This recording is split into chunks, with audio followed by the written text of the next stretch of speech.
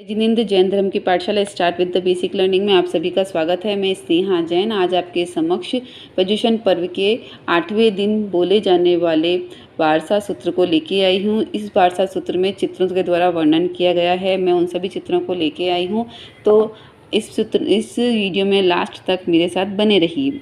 चलिए वीडियो शुरू करते हैं। सबसे पहले है त्रिशला माता को 14 स्वप्न आते हैं, अर्थात भगवान का चैवन्य कल्याणक। चैवन्य कल्याणक के अंतर्गत त्रिशला माता 14 स्वप्न देखती है। पहला हाथी, वृषभ, सिंह, लक्ष्मी, फूल की माला, चंद्र, सूर्य, ध्वजा, पूर्ण कलश, पद्म सरोवर, क्षीर समुद्र, देव विमान, रत्न का ढगला और निर्धूप अग्नि। सिद्धार्थ राजा व्यायामशाला में व्यायाम कर रहे हैं और स्नान करके स्वप्न पाठकों से उन सपनों का मंथन करते हुए अर्थ पूछ रहे हैं। अब होता है प्रभु का जन्म कल्याणक। जैसे ही प्रभु गर्भ में आते हैं तो राज्य धन्य धान्य से परिपूर्ण हो जाता है, और इसीलिए इस वर्धमान स्थिति में जो धन्य धान्य से परिपूर्णता हुई है, इसीलिए उनका नाम वर्धमान सोचा जाता है। प्रभु का जन्म होता है और जन्म होते ही 56 दिक् कुमारियाँ आती है और माता और पुत्र की उचित क्रियाएं करती है। इंद्र महाराजा 5 रूप धारण करके आते हैं और मेरु पर्वत पर भगवान को लेके जाते हैं। मेरु पर्वत पर भगवान का अभिषेक होता है। सोधर्मा भगवान महाराज अपनी गोद में उन्हें बिठाते हैं, तो इंद्र महाराज ईशान इंद्रदेव कहते हैं कि हे प्रभु, हमें भी अभिषेक करने का मौका प्रदान करें। तब सोधर्मा महाराज बैल का रूप धारण करके सिंह से प्रभु का अभिषेक करते हैं और ईशान इंद्र अपनी गोद में बिठा के उनका अभिषेक करवाते हैं। प्रियवंदा दासी आती है और सिद्धार्थ राजा को बधाई देती है कि पुत्र रत्न का जन्म हुआ है। सिद्धार्थ राजा इतने प्रफुल्लित हो जाते हैं कि वो मुकुट को छोड़कर शरीर के सारे आभूषण प्रियवंदा दासी को दे देते हैं। पुत्र महोत्सव होता है। सभी लोग आते हैं, भोजन करते हैं और सभी उसे पुत्र को आशीष देके जाते हैं। प्रभु का नाम महावीर कैसे पड़ा? बाल्यावस्था में वह एक समय बाग में आम खाने की कीड़ा कर रहे थे। तभी एक देव राक्षस के रूप में आया, और पहले वह सांप के रूप में आया, प्रभु को डराने लगा। प्रभु न डरे, फिर बालक रूप में आया और प्रभु के साथ कीड़ा करने लगा। फिर उसके पश्चात तुरंत एक राक्षस के रूप में परिवर्तित हो गया। उसकी जीभ सांप की तरह लंबी थी। भगवान को अवधि ज्ञान प्राप्त हुआ। भगवान ने एक मुक्के से उस पर वार किया और वो धराशाही हो गया। वह राक्षस पुनः देव के रूप में परिवर्तित हुआ और कहा कि आप वीर नहीं महावीर है। तब से उनका शासन नाम महावीर रखा गया। आगे है उनका दीक्षा कल्याणक। प्रभु दीक्षा की आज्ञा के लिए अपने भाई के पास जाते हैं और जैसे ही दीक्षा की कामना करते हैं तो भाई शोकमग्न हो जाते हैं। वे प्रभु को दीक्षा नहीं देना चाहते थे, लेकिन इंद्र महाराजा के समझाने पर वह प्रभु को दीक्षा देने के लिए राजी हो जाते हैं। दीक्षा का महान महोत्सव होता है। प्रभु पंचमिष्टि लोच करते हैं। जब प्रभु जा रहे होते हैं तो एक ज्योतिषी पीछे से आता है और कहता है, ये तो महान चक्रवर्ती है, उनके पैरों के चिन्हों के निशान देखकर। तब इंद्र महाराजा उन्हें उस ज्योतिषी को ज्ञान देते हैं कि यह तो चक्रवर्तियों के भी चक्रवर्ती हैं, यह हमारे तीर्थंकर हैं, और ज्योतिषी को पूर्ण प्रदक्षिणा प्रदान करते हैं। प्रभु जहाँ जहाँ चल रहे हैं, लोग उनके पैरों की पूजा कर रहे हैं और उनके पद चिन्हों को अपने मस्तक पे लगा रहे हैं। दीक्षा की पहली ही रात ग्वाले के द्वारा प्रभु को कष्ट दिया जाता है। फिर इंद्र महाराजा ग्वाले को उनकी शंका का निवारण बताते हैं। ब्राह्मण के द्वारा प्रभु से वस्त्र ले लिए जाते हैं और चंदनबाला के द्वारा प्रभु को पारना करवाया जाता है। चंडकोशी की कहानी। चंडकोशी नाम का एक सांप था जो प्रभु को काटता है और वापस पीछे मुड़ के देखता है कि कहीं इस काटने से ये मनुष्य मुझ पे ही तो गिरे ना, अगर मुझ पे गिर जाएगा तो मैं मर जाऊंगा। वापस वह उसी जगह वापस काटता है तो काटते ही वहाँ से दूध की धारा निकल जाती है। चंडकोशी आश्चर्य में पड़ जाता है। तब प्रभु चंडकोशी को कहते हैं, पूज्य। चंडकोशी को जाति का स्मरण ज्ञान होता है और उसे अपने पुराण पूर्व जन्म का याद आता है। राक्षस रूपी चंडकोशी सांप में परिवर्तित हो जाता, शांत हो जाता है और उसके ऊपर कृपा करने के लिए प्रभु पूरे 15 दिन उसके जीवन का उद्धार करते हैं, उसे व्याख्यान देते हैं। भगवान के कानों में कील क्यों डाली गई थी? पूर्व भव में भगवान ने गरम कांच के टुकड़े का पानी संगीतकार के कान में डाला था, इसीलिए इस भव में ग्वाले ने भगवान के कानों में कील डालकर बड़ा ही छेद कर दिया, और कील इस तरह से डाली कि बहुत खून निकल रहा है और उसके आगे का भाग काट दिया ताकि उस कील को कोई निकाल भी न सके। फिर खरक नामक वेद ने चिमटे से उसे खींच के निकाला। चिमटे से निकालते वक्त प्रभु को इतनी वेदना हुई कि उनकी चीख निकल गई और उससे गिरिराज में भी तेड़ आ गई, दरार आ गई। इतनी तीखी और इतनी तेज चीख थी। कठपुतला नामक व्यंतरी भी प्रभु को हिम जल से वेदना दे रही थी, बर्फ के पानी उन पर नियंत्रण डाल रही थी। एक ही रात में 20-20 उपसर्ग प्रभु को सहन करने पड़े थे, जो कि संगम के द्वारा प्रदान किए गए थे। इतने कष्ट सहन करने के पश्चात भी प्रभु शांत रहे, समता में रहे और अपने कौशल नियंत्रण करते रहे। इसीलिए हमारे महान पुरुषों ने उन्हें अनेक नाम से सुशोभित किया गया है। प्रभु सूर्य के जैसे तेजस्वी हैं, चंद्र की तरह सौम्य है, सागर की तरह गंभीर है, अग्नि की तरह ज्वलनशील है, पद्म कमल की जैसे निर्मल है, पंख जैसे मुक्त हैं, पृथ्वी जैसे सभी के लिए हैं, आकाश जैसे चारों तरफ फैले हुए हैं, वायु के जैसे हैं कि एक जगह नहीं टिकते हैं। शासन की स्थापना कैसे हुई? प्रभु को केवल ज्ञान प्राप्त हुआ। उन्होंने 11 गणधरों को चरित्र का दान दिया और इस तरह से शासन की स्थापना की।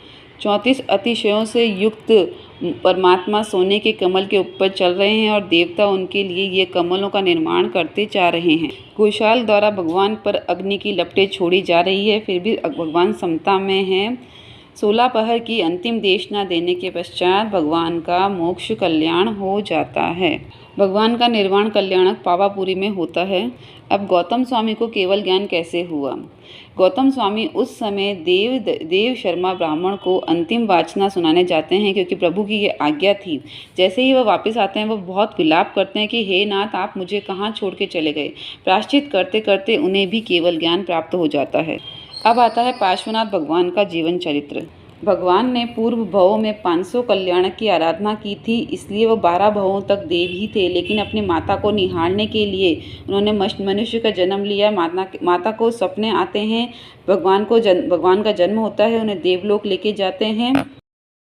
यज्ञ कराने पर भगवान को ये ज्ञात होता है कि यज्ञ के अग्नि के नीचे 2 सांप हैं। वह उन सांप को बाहर निकलाते हैं और उन्हें अभयदान प्रदान करते हैं। भगवान पंचमुष्टि लोच करते हैं और दीक्षा प्राप्त करते हैं। कलिकुंड के कली पर्वत पर हाथियों के द्वारा कमल के फूलों से भगवान की पूजा की जाती है। मेघमाली कम्मठ रात्रि को प्रभु को उपसर्ग देते हैं। संवत्सरण में अपनी वासना पूर्ण करके समित शिखर में प्रभु का निर्माण होता है। अब नेमिनाथ भगवान का चरित्र और जीवन। नेमिनाथ भगवान अनुत्तर विमान से माता के गर्भ में आते हैं। माता को 14 स्वप्न आते हैं और इंद्र महाराजा के द्वारा उनके जन्म होने पर उनका अभिषेक किया जाता है। शारीरिक बल बहुत अच्छा होता है और हर एक विद्या से निपुण होते हैं। शादी की तैयारी होती है और शादी के समय रास्ते में जब जाते हैं तो पशुओं का विलाप देखकर उनकी चीख सुनकर वैराग्य उत्पन्न हो जाता है और दीक्षा लेते हैं। आयुष्य पूर्ण करके गिरनार पर्वत पे उनका मोक्ष कल्याणक होता है।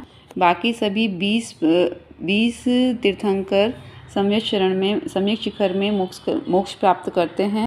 आदिनाथ भगवान का जीवन वर्णन।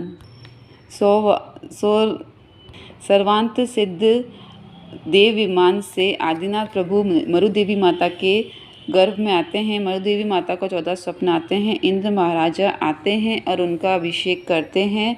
उसके बाद इंद्र महाराजा को ये पता होता है कि युगलिक वंश के स्थान पर इक्ष्वाकु वंश की स्थापना करनी है, अतः वह गन्ना लेकर आते हैं। उसी समय एक युगलिक की मृत्यु हो जाती है और युगलिक नारी नाभि कुमार के पास जाते हैं। नाभि कुमार उस समय सुनंदा और सुमंगला के साथ ऋषभ राजकुमार की शादी करवा देते हैं। ऋषभ भगवान का राज्य अभिषेक होता है।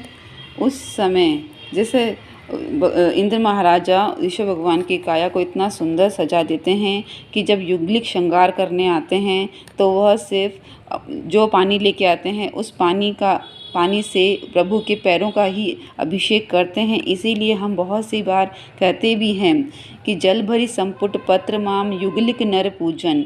यहाँ उसका यही अर्थ है कि जो पत्र में जल लेके आए उन्होंने सिर्फ उनके अंगूठे का ही अभिषेक किया और अपने समताधारी और अपने जीवन को धन्य किया। अब प्रभु दीक्षा लेने जाते हैं। चतुर्मुष्टि लोच कर चुके होते हैं, पंचवीं मुष्टि का लोच करने वाले होते हैं। तभी इंद्र महाराजा कहते हैं कि प्रभु यह लट रहने दीजिए, आप पे शोभायमान हैं। इंद्र महाराजा के कहने पर प्रभु चतुर्मुष्टि लोच ही करते हैं, एक मुष्टि रहने देते हैं। नामी और विनामी भक्ति करते हैं और तक्षशिला पर भगवान का उत्सव करते हैं। धर्म चक्र की स्थापना कैसे हुई?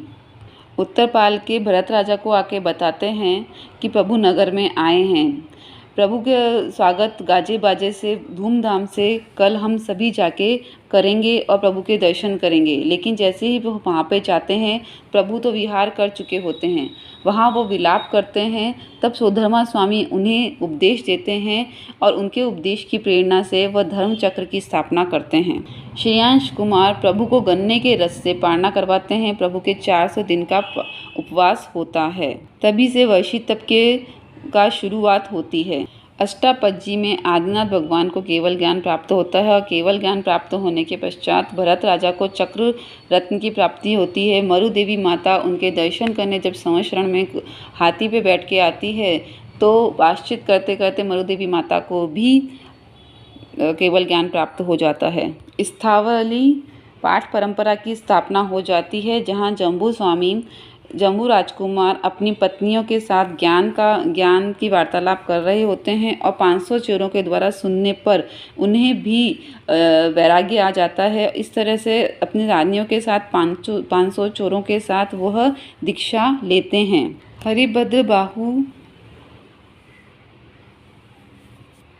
भद्रबाहु स्वामी दीक्षा लेते हैं। वह सगरम सूत्र की स्थापना करते हैं, कल्प सूत्र की स्थापना करते हैं और प्राण नाम की साधना करते हैं।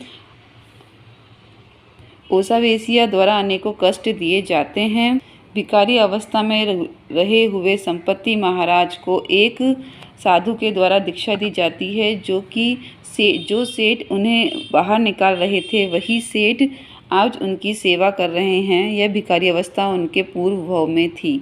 आर्य सुहस्ती सूरीश्वर जी महाराज साहब की प्रेरणा से संपत्ति सेठ अनेकों मंदिरों का निर्माण करवाते हैं, जीर्णोद्धार करवाते हैं, अंजन शलाखाएँ करवाते हैं। वज्र स्वामी का जीव बचपन में रोते समय अधिक रोने से माँ के द्वारा साधु संतों को वोरा दिया जाता है। साध्वी जी भगवंत के पास रहने वाली श्राविकाएं उन्हें पालती है। आगम की रचना कहाँ हुई? वल्लभपुरी में 500 साधु के निष्ठा में आगम की रचना हुई। कल्प सूत्र की रचना कब से सुनना शुरू हुआ? आनंदपुरी नगरी में धूमसेन नाम के राजा की मृत्यु के बाद पूरी सभा शोक में छा गई थी और उस शोक का निवारण करने के लिए कल्प सूत्र की वाचना की परंपरा शुरू हुई। इस तरह से वारसा सूत्र में आने वाली अनेकों घटनाओं का वर्णन मैंने बहुत ही शॉर्ट में करने की कोशिश की है और मुझे आशा है कि आपको यह ज़रूर पसंद आया होगा। धन्यवाद।